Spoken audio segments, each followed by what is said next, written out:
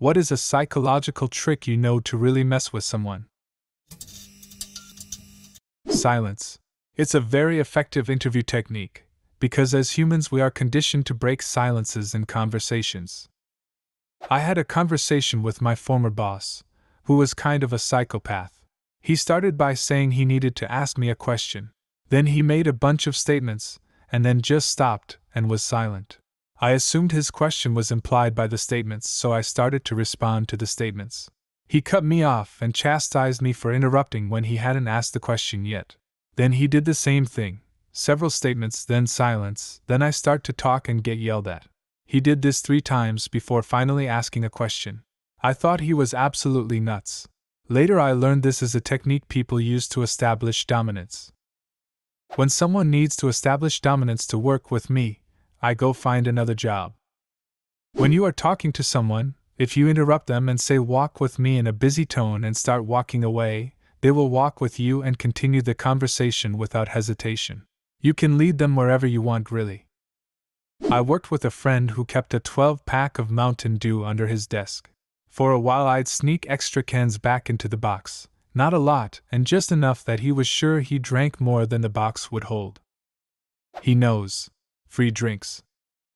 Like the very old joke.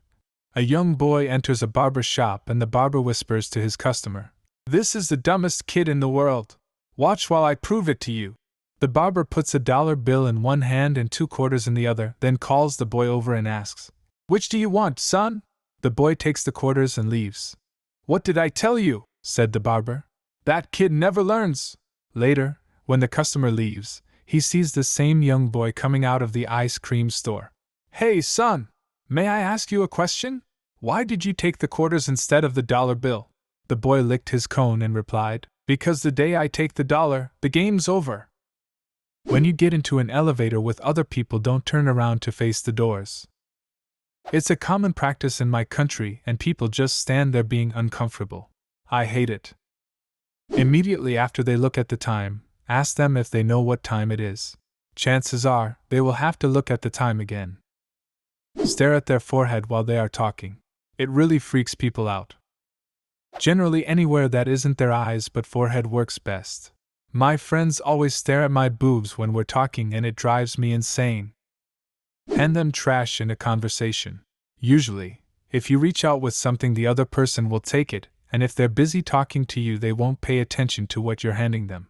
I do it sometimes for fun, and the expression I get when they finally look down and realize I just handed them my trash to take care of is great. It's not really psychological, but let's say someone is 25 or 30 feet behind me while we're both walking down a hallway. There's a 90-degree corner coming up. I round the corner, then run really quietly so I'm really far ahead of the person behind me, then I walk my normal speed again. When they round the corner, they're surprised to see how far away I am now compared to how normal I was walking. You can also do the opposite. Wait until they are about to turn the corner, then start walking again, and they will be confused. My boss handles stress terribly, so in one-on-ones, he tends to snap and spend the hour complaining about people. Sometimes people end up getting chewed out or yelled at in a meeting that's supposed to be about their development. When I first began in my department, he noticed me putting on perfume and said his wife wears the same one. It's not anything fancy, just one that's widely known.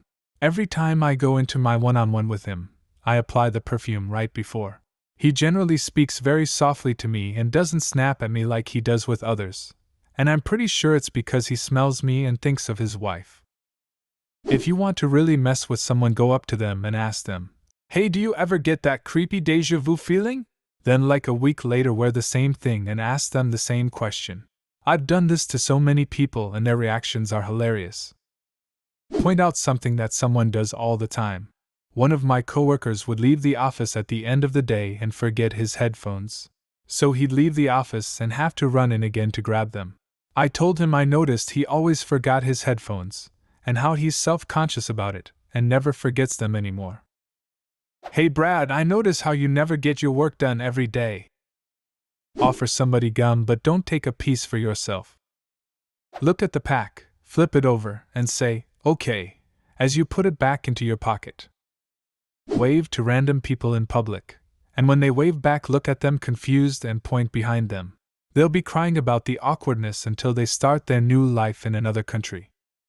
When meeting someone for the first time, say oh hello again and shake their hand. Even if they go for like a high five, transfer it into a handshake. They will not ask for your name or any information. They will just think that you definitely know them from somewhere, and they just forgot. Look distractedly at their nose or some part of their face, then scratch or rub the corresponding part on your own face. They'll supposedly get confused and think they have something on them. This was from the book, Mind Control, The Ancient Art of Psychological Warfare, by the dubiously named Ha Lung. My emotionally unstable brother bought this book and I had to see what the hell he was actually reading. The author sounds like a nutcase through his writing. Take a fake homework to school and ask them if they had done it. Don't worry, you can hardly notice it.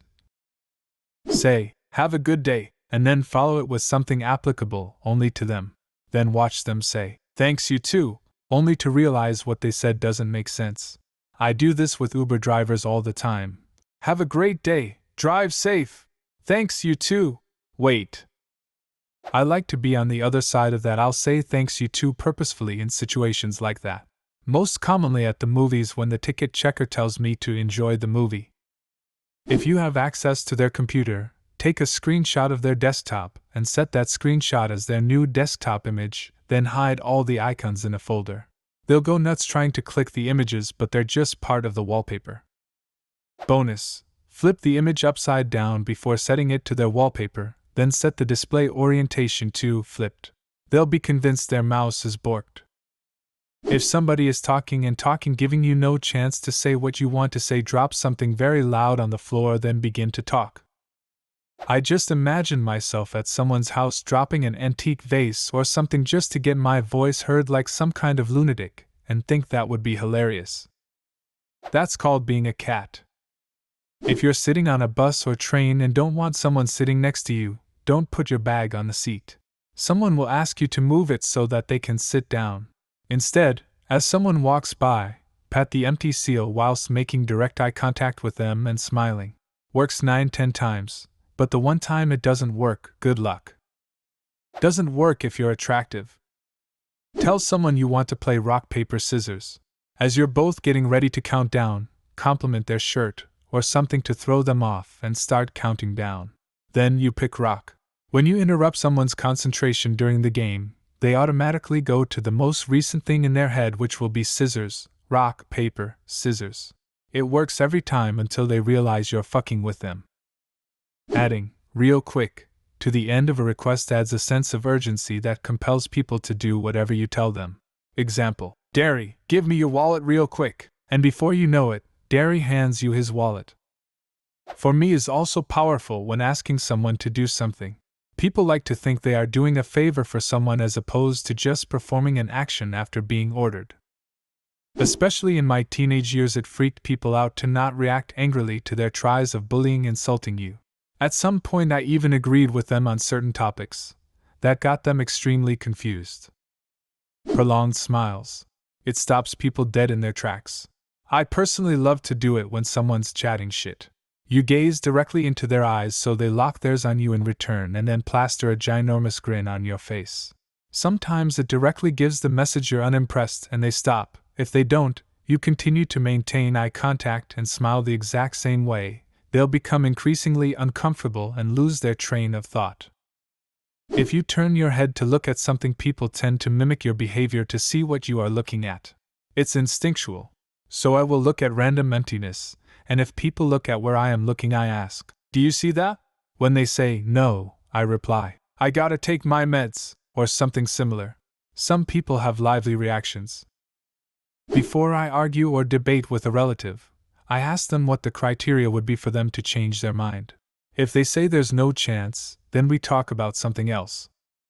When disagreeing with someone, try replacing but with and. It is remarkably disarming and disconcerting when the person you are arguing with stops arguing with you and you don't realize it.